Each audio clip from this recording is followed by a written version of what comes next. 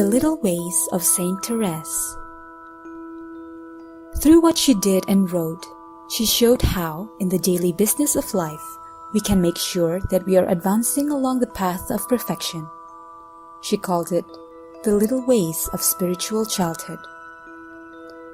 Benedict XV said that it holds the secret of sanctity, and Pius XI declared that human society would be reformed and restored if this way of spiritual childhood were followed. There was nothing new in her little way. It rested on the words of Jesus, "Whoever therefore shall humble himself as a little child, he is greater in the kingdom of heaven." Though she never mentioned the little way in her writings, she mentioned it verbally, though only just a month or two before she died. When she was asked for an explanation of this little way, she said, "It is the way of spiritual childhood, the path of confidence and complete surrender. I wish to teach others the little means which have succeeded so perfectly with me, to tell them it is necessary to do one thing only, to cast before Jesus the flowers of little sacrifices."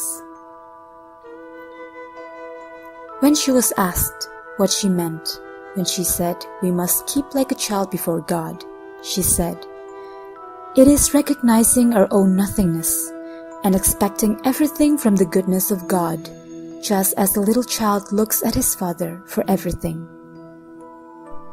By this, she did not mean to be passive and expect all from God. It means worrying about nothing, not even about gaining spiritual riches. Even poor people always give a little child what he needs. But as soon as he is grown up, his father no longer wants to provide for him, but tells him to work and look after himself. She never wanted to grow up, as she felt herself incapable of earning eternal life by herself alone. Remaining always a child does not mean being childish, but it means never attributing to ourselves the virtues we possess in the belief that we ourselves are capable of anything. We must recognize that God puts this treasure of virtue in the hand of his little child for him to use when he needs it, but it remains God's treasure.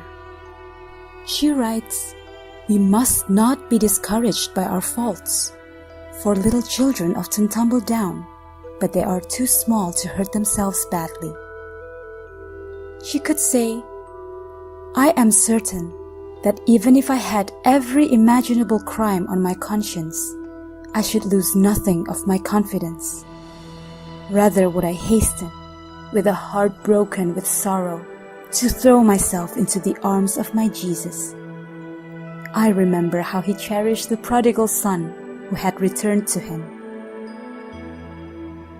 It would be a mistake, however, to imagine that the little way implies that our role in achieving salvation is a passive one.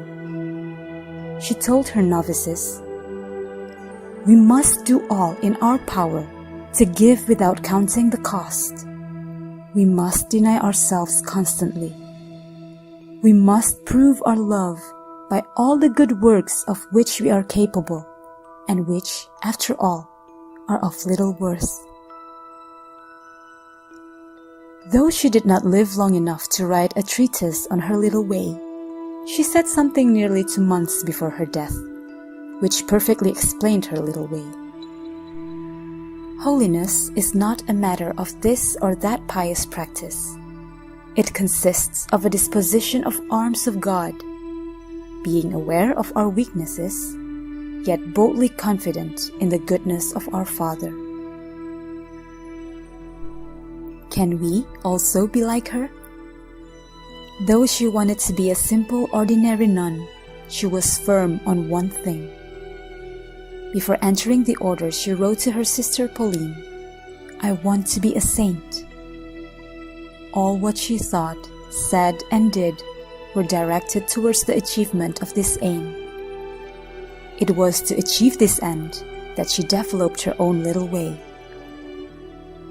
Today, if we are ready to take up her little way, we too can march towards holiness.